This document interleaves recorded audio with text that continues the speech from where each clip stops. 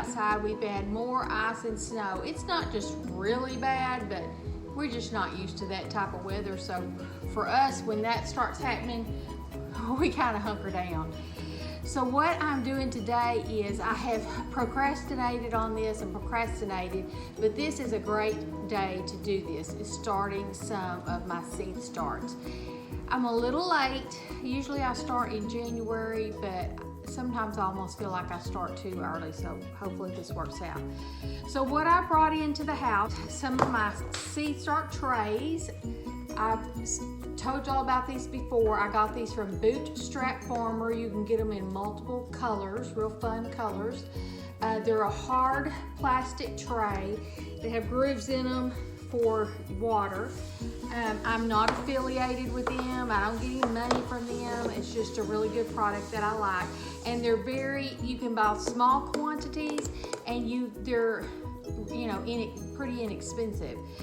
Rather than going to some Garden Supply, big nursery, greenhouse, warehouse thing, you have to buy such huge quantities, and that's just not really feasible for somebody like us that just does small amounts of seed starts. The other thing they have are these little trays. This is how I start them, and then I pot up my seedlings. You can buy the single cell trays. They do make those as well, but this is what I have. And these also have little grooves, and these all fit in very nicely into these big trays, okay? So what I've got some really nice potting soil. I got that from a local feed store here. It's not a kind of a big box store potting soil, but it is really good. I do not use seed starting mix. I just use potting soil. I find it has some chunks of wood, but it's pretty good. It's pretty fine already. So I've just filled this little tray up. I've not watered it, so I'm fixing to water it.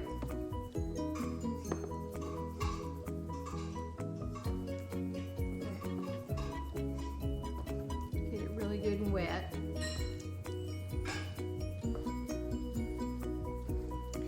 The other thing I'm going to do is I'm going to take one of these trays and kind of pack this down. Not like really, but just kind of push it down, level it off.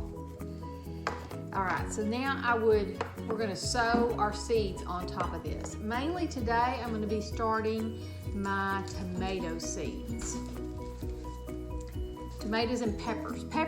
Tomatoes seem to germinate pretty quickly, but peppers take a little bit longer than tomatoes to germinate, so definitely starting my tomatoes and peppers today.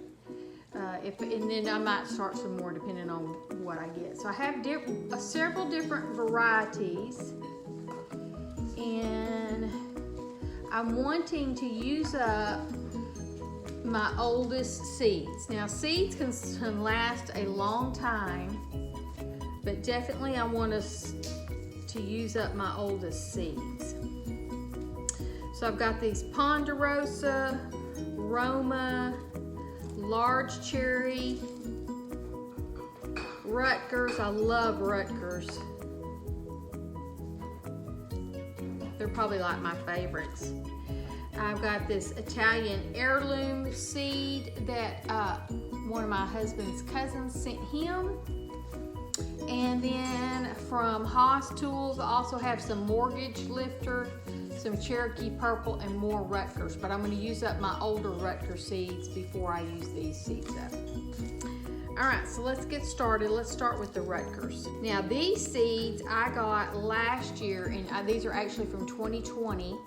And I got these from the Little Shop of Seeds. I did a little review on them. They are another YouTube creator that has like a little seed shop. Now his seed packaging is not fancy. It's just little plastic little bags, the name, and then I put the date on them when I got them. He doesn't give you any planting instructions, nothing like that, but his seeds are cheap. And I've had very good luck with these, except for getting them into the package, apparently. My other little handy-dandy tool is chopsticks for seeds. They make a very good tool. It's especially for these little tiny little seeds. Of course, y'all know these tomato seeds are very tiny, but I'm gonna kind of put them in here kind of thick because I prick them out and pot them on up.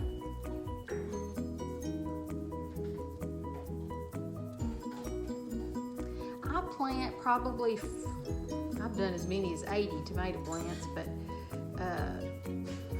40, 30 something, you know, that's kind of on average of what we plant out. So any that I have left over after I do these, I put them out front with my eggs and I sell them that way. Or if I have a garage sale, I have these little plant starts and sell them that way. Give them to my friends. I give them away to a lot of people, like, here, have a plant start. We do plant exchanges at our garden club and my master gardeners, so I will also do plant exchanges with these. And then that, of course, that my last video I talked about a seed exchanges, and that group is going to do some plant exchanges as well. So might have some tomato starts for that. All right, so I have the seeds on here. Like I say, they're pretty thick. I don't know if you can see that or not. And I'm just going to get a little bit of potting soil and put over them.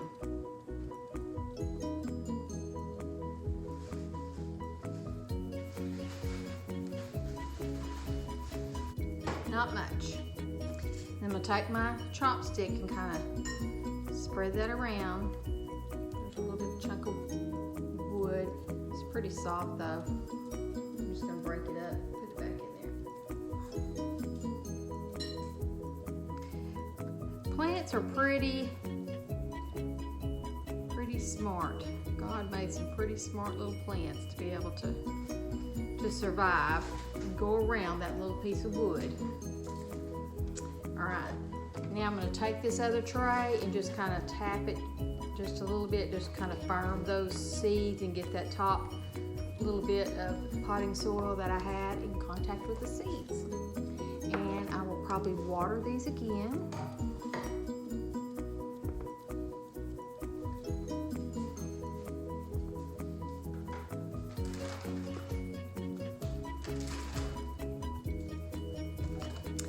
Label them.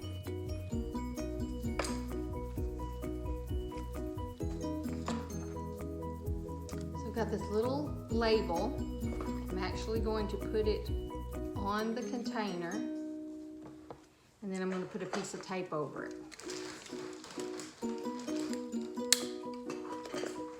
Every year it seems like I do try to do something different with my labeling. I haven't come up with something that I really like. I'm cheap, so I don't like to buy those plastic labels because they're kind of expensive. And I've used popsicle sticks, but that doesn't seem to work. I've used tape, that doesn't seem to work. Done all sorts of different things. Just label, put the tape on the outer container. That doesn't seem to work very well. So hopefully this will work. Let me show it to you. So I've got this little label, but over the top of it I put some tape. Hopefully that'll kind of keep it waterproof. And then I'm gonna just put this over in this into that little tray. All right, so let's try another one. We're going to do, get the tray.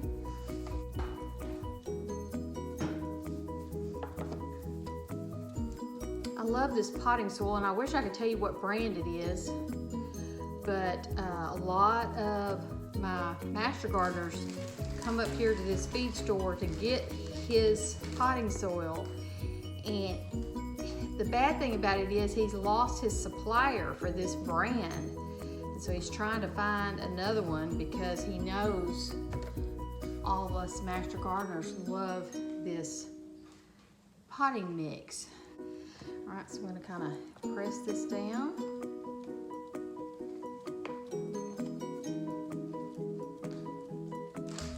Let's do the Ponderosa. And that little shop of seeds, they give you a lot of seeds. I mean, like this might have been like, I'm not going to quote prices to you. They're very cheap, just depending on his availability.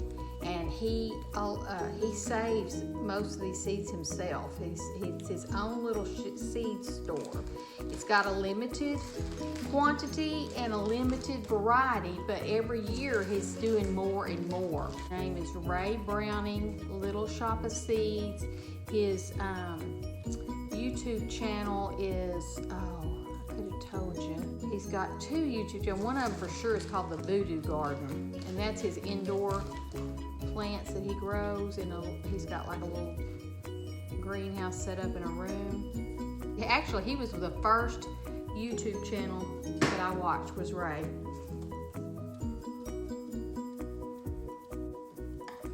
I'm gonna press this down.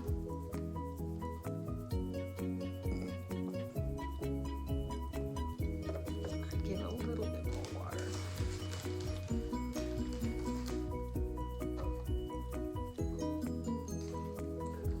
The good thing about these trays is you can water from the bottom up and let them, soak that water up instead of watering from the top and kind of disturbing the seeds. That's really good. Labeling is so important, and it's the one thing you kind of forget about.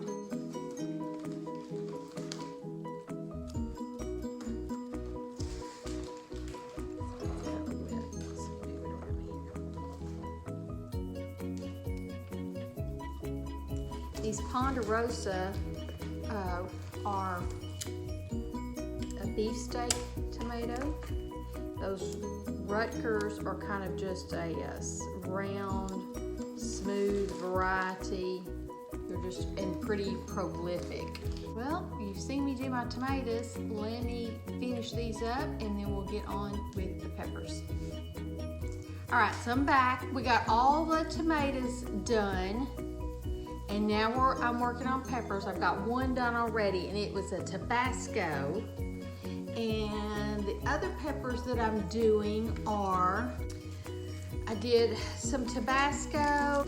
I've got some red Marconi as well, some cayenne pepper as well, and some California Wonder bell peppers. So I'm gonna work on those. I've direct sown a lot of stuff in my garden, always.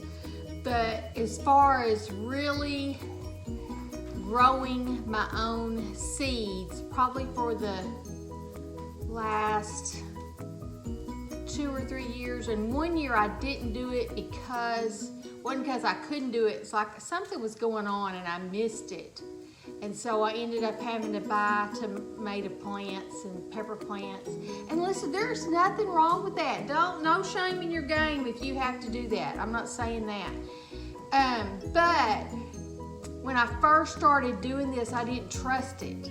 Like I didn't,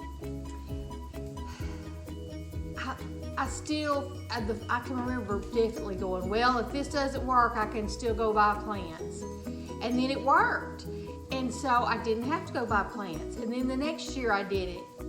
But I still didn't trust that this tiny little seed would do anything. I don't know what it was. I just didn't trust myself.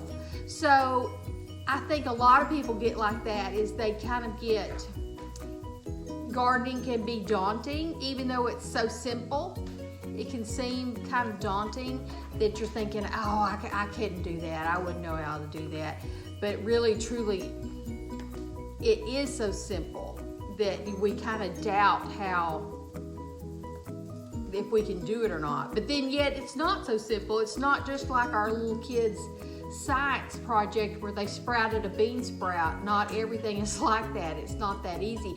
And people think it's that easy. And then when they put in a garden and they're not real successful, and the weeds have grown up and the things died and they didn't water it, and it was hard to get out there and water every day. It isn't as simple as you think it's gonna be. It does take some work, but yet it's still so simple. I don't know, it's just weird.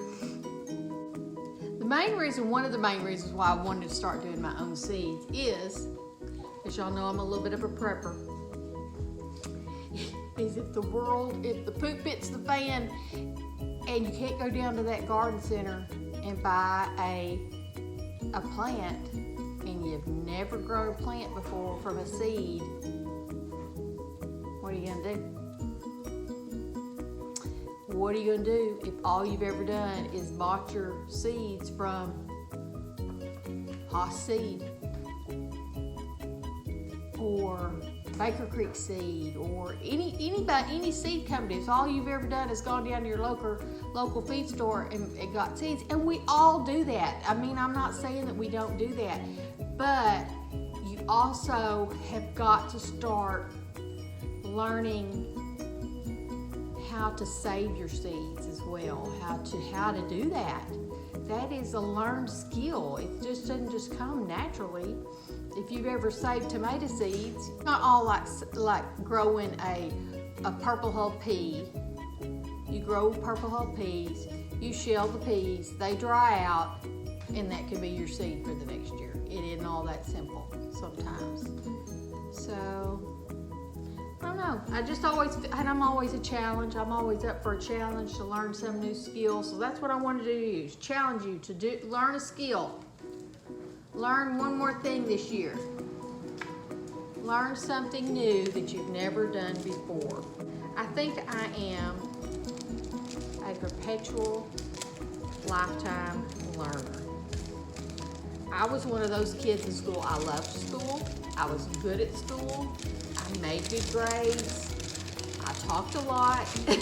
I got in trouble for talking a lot, but I actually loved school. When all the rest of my friends were like, oh, we're so ready to graduate. I can't wait to graduate. I was not that kid that wanted to graduate. I was like, I love my school. Why do I want to leave my school? So, I don't know. I guess that's just me. I liked, when school started, I liked getting the new books and getting things organized. I'm taking an online course, and I'm doing an herb course. You probably hear my little puppy over there whining. Let me get this done, baby, and then I'll let you out. I'm taking an online herbal course. Got a great reputation, years of history. I talked to the lady before I ordered it. Being in the medical profession, I believe in Western medicine, but I also know that Western medicine is not perfect, and we have made some big mistakes over the years. But I do think that there are times that you've got to have Western medicine. But I also believe Western medicine needs to accept the fact that how it started was, teas and herbs and things like that. I didn't want to take a course that the whole course was going to be bashing Western medicine, because then I'd be gritting my teeth the whole time. And this course can take up to 3 years to complete. So it's a very in-depth course. So I talked to one of the ladies there, and I had looked over the material that she had sent out to me. She talked about the science. It talked about the science and art of herbology, and that struck such a chord with me, because if you're a nurse, that's how Florence Nightingale described nursing, was the science and art of nursing. So I really just felt a good piece about it, because I really felt this was going to be such a complementary to Western medicine, and not just bash Western medicine. And it has been so far. And I'm only on lesson 1, but so far everything I've read, I haven't shaken my head and gone, oh, this is crazy. You know what I mean? It was not like that. So I'm really happy. I'm so excited to be doing this course, and I just love learning. I just love learning about things, and this is a new chapter to learn about. And what made me get started with this is, of course, retirement, and then being a labor and delivery nurse. Yes, is there tons of science, and we get the short and the straw of people thinking that we weren't real nurses and that we rocked babies all day. Yeah, we got that. But we also realize that a lot of things that happen in our body are a natural process that we don't have to fight, and we don't have to do something special to if you just let it go and do its thing. So labor and delivery nurses are kind of a good bridge between Western medicine and natural stuff, I would say. So anyways, we had a lot of that. People wanting to, working with people wanting to go back to natural things was very common and very talked about. It wasn't something that we fought against. Oh no, you have to do it this way. We weren't like that, as some nursing specialties might have, So anyways, I just really like this course, and you'll probably be hearing me talk about it more and more of this herb course. And because of that, I'm going to be, so excited to get my herbs going. That's one of the things that I am going to do with these tomatoes and peppers is I'm going to get my cabbage going and get some herbs going and probably some marigolds going ahead of everything else, just so that I have all that ready. Okay, so this that I'm fixing to do is going to be some red Marconi peppers. I love those peppers. Those were some more that I got from Ray at Praxis. Sometimes I feel like they do better than my regular bell pepper, and they are a sweet pepper. So and they're kind of thick-walled, kind of like a bell pepper. So you could use them in place of your bell peppers in cooking. A real good pepper. All right, so let me finish up these peppers and we'll move on to some other plants. I wanted to show you my seed setup. I found this little tray. I think we got it for free actually on the side of the road. And then I bought these lights. They're LED little lights, and I can't tell you what the name of them are. I think it may be in an old video about these lights. They were kind of short, so I got 2 of them and zip tied them together. They're hung on chains so that I can lower them to right above the trays. 3 shelves there, and it's on this marble stand. That's why I put them in those trays, so no water would get anywhere, but just in case, it's on this marble stand. But I've changed the spot where I normally start my seeds.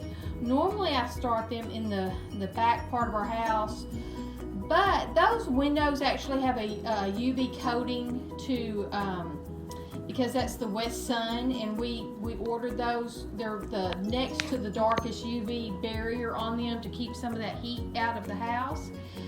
And this room, I ended up taking the curtains down off this room to turn this into just a bright sun room. We're looking at the east. The sun would rise in the east and set in the west. Of course, there's no leaves on the trees, so it gets a lot of that nice bright morning sun. So I'm trying my plants in this area this year for the first time. So we'll see how they do. This is a huge big window, and then you see this big window, that is the north side of our house. So we're gonna try this area here and see how it goes. I'm gonna go get a tray, and my first tray is completed, and get it on the shelf in here and adjust the lights. All right, so put my first tray in, and I've lowered the light. Though seeds do not really need light for germination, they more need the heat for the germination. You need to have, 60 to 70 degrees to germinate seeds. That's why I do not start them in my greenhouse, because my greenhouse is just barely above freezing. Now, as you can see, these lights don't shine just great on there this low down, but the farther you bring them up, and I may move them up a little bit so that it'll be ready when they sprout. Okay, so it's a couple of days later, and I didn't show y'all me planting my herbs, but it was the same process. But I do have a list of all the herbs that I planted. It was tarragon, sage, roselle, basil, lemon basil, dill, and the sphalanthus, the toothache plant. I just wanted to tack this little extra on because I kind of left you hanging on the last part of that video.